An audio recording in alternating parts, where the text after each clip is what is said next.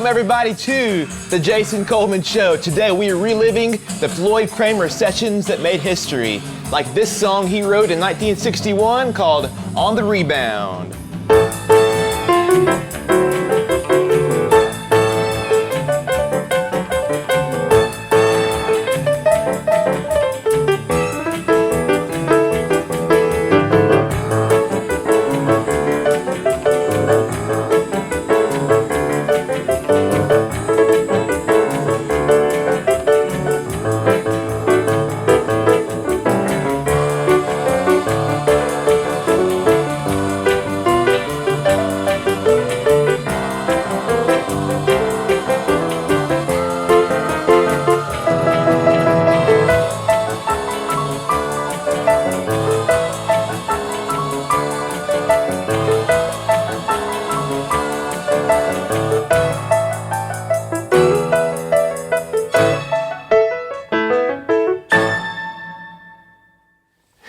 All right, and from there, let's jump back to January 5th, 1960 at RCA Studio B.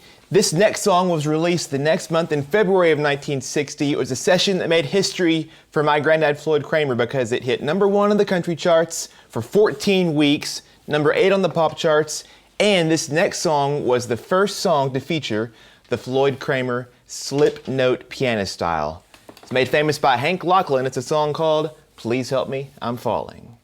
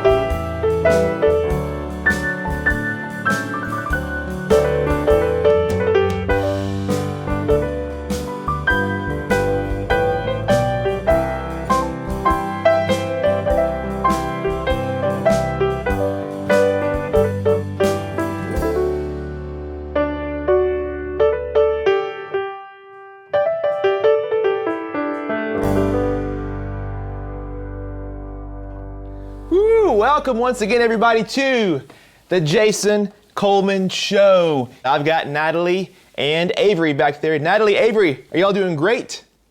We're doing fine. Are you doing fine? Well, I'm doing fine, guys. I'm You're in the concert. because I am in the concert, and you will be soon too. Natalie, how you doing back there? We're doing great. We're excited and ready to get ramped up here. It's blue. His Yoshi gummy. Yoshi gummy is blue. Gummies are green. Avery has upgraded his snack this year to a full snack lunch back there as well. So we're having a good time. We're ready to get rolling and glad you've joined us as always. So every week we hit a different theme, of a different kind of music that I'm playing for you. But every week I love getting to pay tribute and honor the heritage of music that's been passed down to me from my grandfather, Floyd Cramer. And so we're doing that today in a big way. Today's show is all about the Floyd Cramer sessions that made history. He was known for his piano playing on his own music, but also he was especially what got him started in his career was what he contributed to the records of so many other artists in country, pop, and rock music. And today we're hitting the highlights of some of those big songs. So for this next song, We're going to go back a few years prior to On the Rebound and Please Help Me, I'm Falling. It was just a few months after Grandad and my grandma Mary moved to Nashville. So I'm talking the session was on January 10th of 1956. The song was released 2 weeks later in January of 1956, and it was this artist's first recording session in Nashville, and it was a big one because this song hit #1 on the pop charts for 7 weeks, #1 on the country charts for 17 weeks, #3 on the R&B charts, and it was this artist's first million seller, and it was entered into the Grammy Hall of Fame. I'm talking, of course, about The King and a song called Heartbreak Hotel.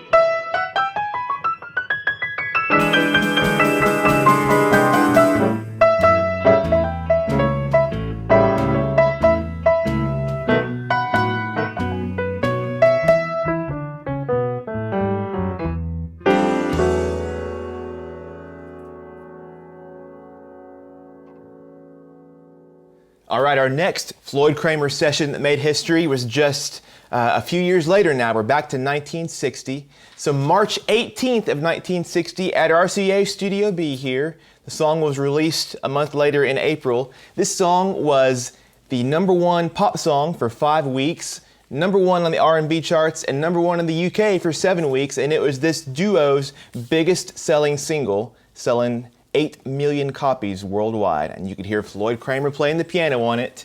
I'm talking about the Everly Brothers and a song called Kathy's Clown.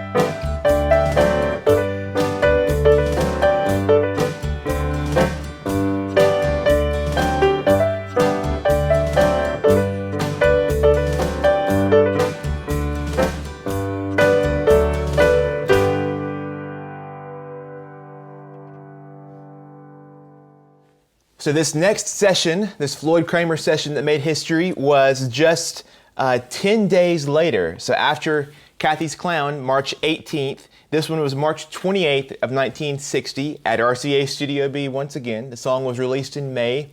This song hit #1 on the pop charts, and it was the definitive song of this artist's career. In fact, I didn't realize this. She had the 4th most chart hits in the 1960s, only trailing Elvis, the Beatles, and Ray Charles. And when she recorded this song in 1960, she was just 15 years old.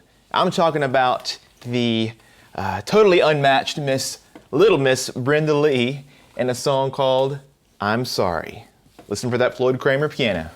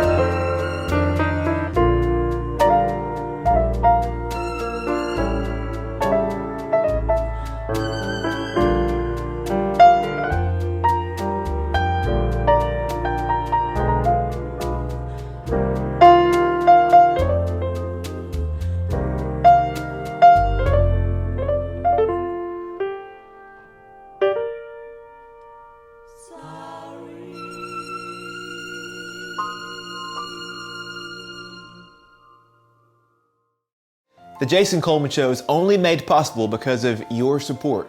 So here are 3 ways you can help us keep the music playing. First, you can check out my CDs and songbooks, including my new Simply Piano albums featuring the best songs from our Sunday shows. They're all available at jasonmusicstore.com. Second, the tip jar is always open at jasoncolemanmusic.com/tip if you'd like to leave a gift. And third, you can join our supporter family. This is a simple way for you to enjoy even more music from my family and me and support what we're doing in an ongoing way. For just $5 a month, supporters get private bonus concerts, behind-the-scenes updates, and a discount on any of my music. It's sort of like a fan club, but to Natalie, Avery, and me, you are more than just fans, you really are family. You can sign up with your card or even with a check in the mail at jasoncolemanmusic.com/join. Thanks for all your support, and thank you for watching The Jason Coleman Show. All right, ladies and gentlemen, would you please make welcome the star of the show, Mr. Avery Cramer Coleman.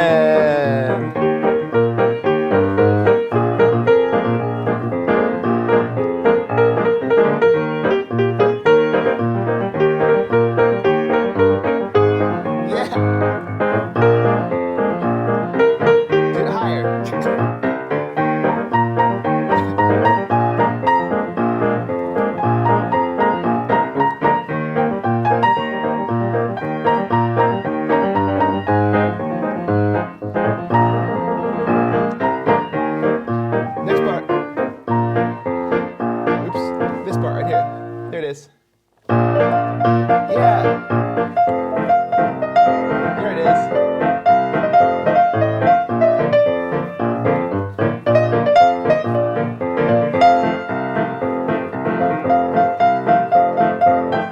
Yeah, here we go.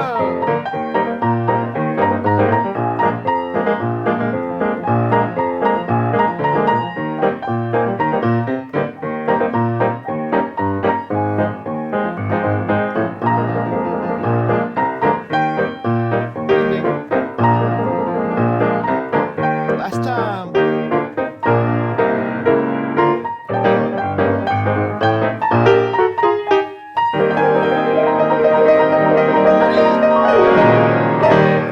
Yeah! Whoa, Avery, take a big bow. Woo, woo, woo! How you doing, big boy? I'm doing great. Can you believe we are doing concerts every week again? Here, sit with you for just a minute. Is it so exciting? This is so exciting to do the concert. Thank you for your excitement. You gonna give a thumbs up? Yeah. Give a thumbs up. Say thanks for watching, everyone. Thanks for watching, everyone. Now, Avery might help us with one more song in a few minutes, but we'll do a few more. We're gonna do Big John Well, now. shh, don't tell them that. It's a surprise. We'll do it in a few minutes, okay? Yes. Okay, we'll be back in a few minutes for one more surprise from Avery. Whew, boy, y'all, it's gonna be quite a year. Just think, if any of you have been watching all last year, from the start of this back a year ago in March until now, just how much he has grown and music and every other way too. So we're excited to see what this next year brings for Mr. Avery Cramer Coleman. But for now, back to the snack, right? Yeah, he's still got more to eat. So let's continue now with our Floyd Cramer sessions that made history, which, by the way, Oh Lonesome Me was a song that Grandad played on that session back in December of 1957. It hit #1 on the country charts, #7 on the pop charts, so it was pretty historic in and of itself. Avery likes to keep on our theme on Sundays if he can.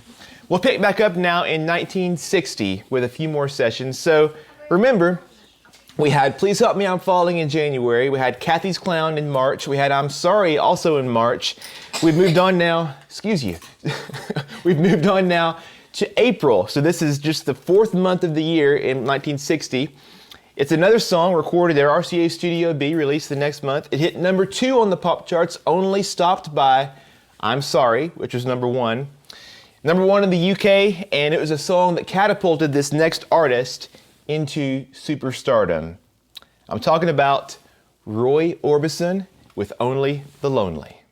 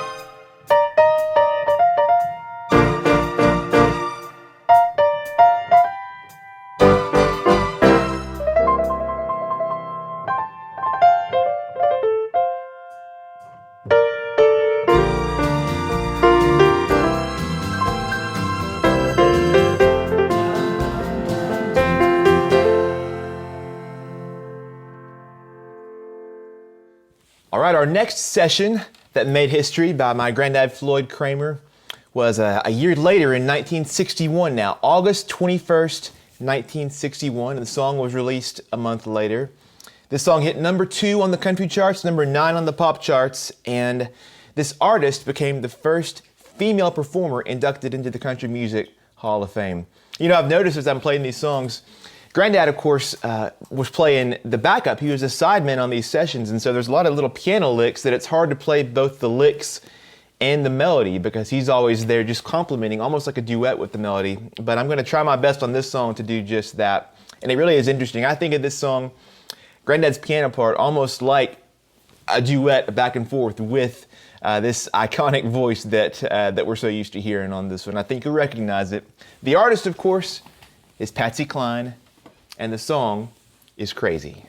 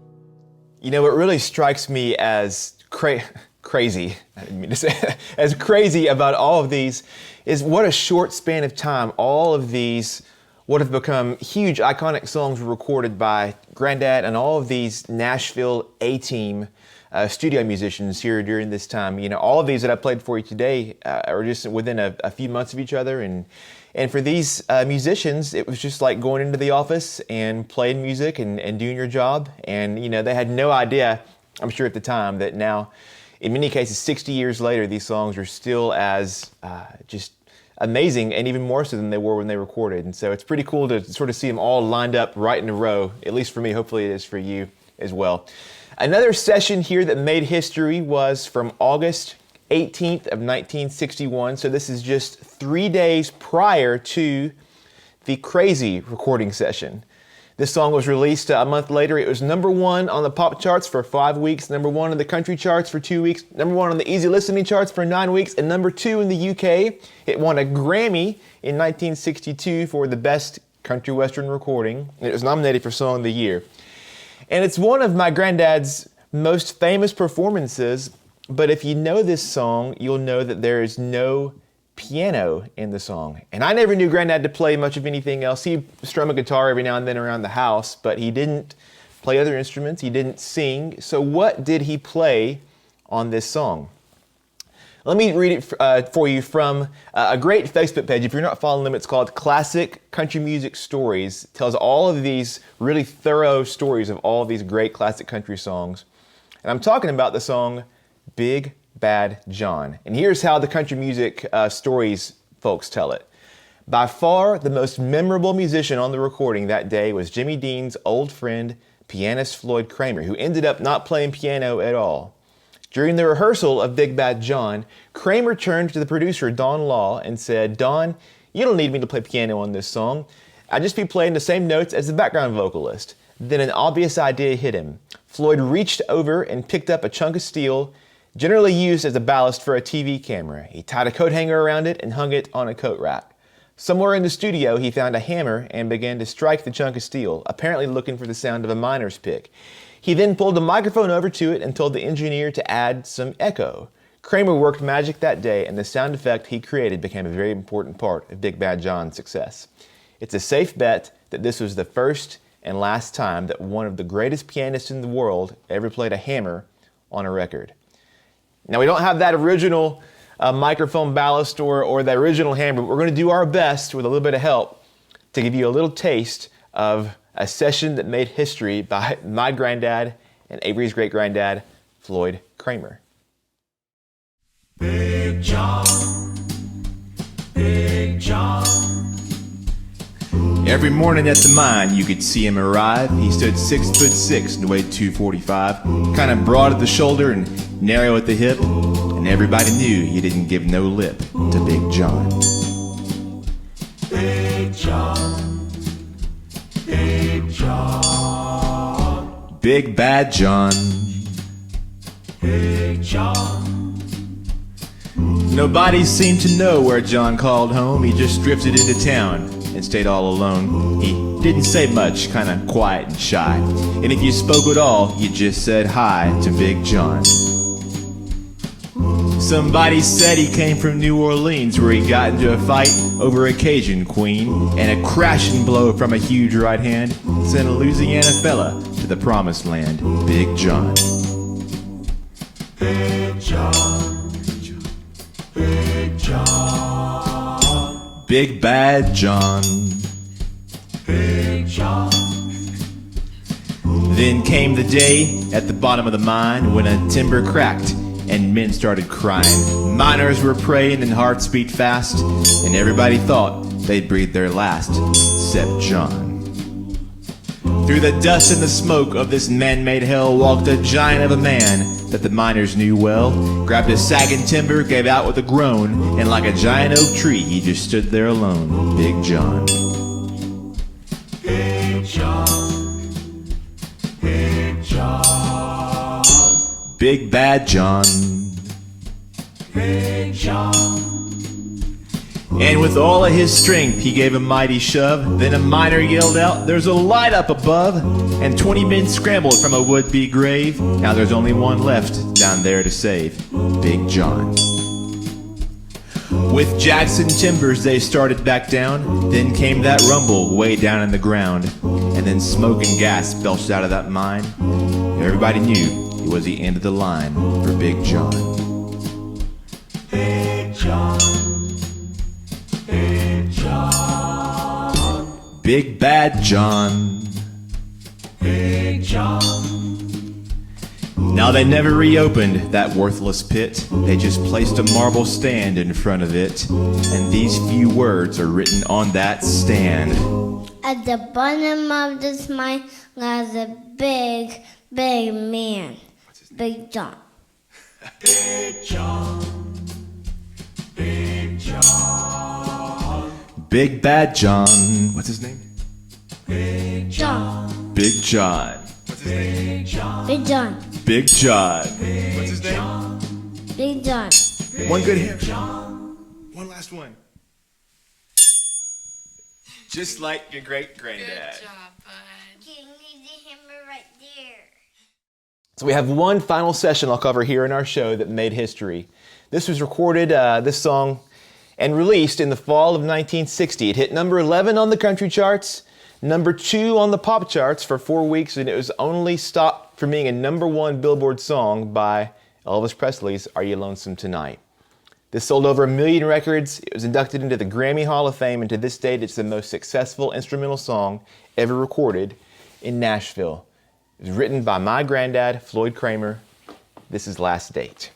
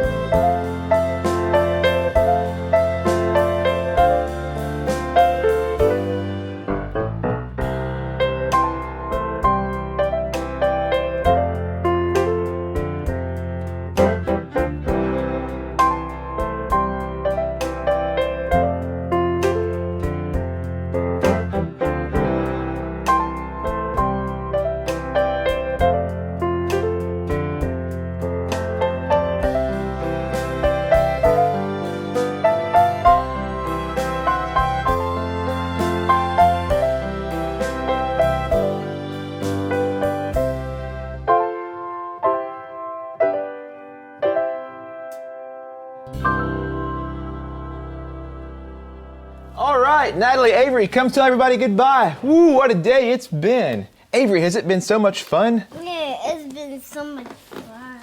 We'll see y'all next Sunday, if not sooner. You got some more songs in store for us next time, Avery?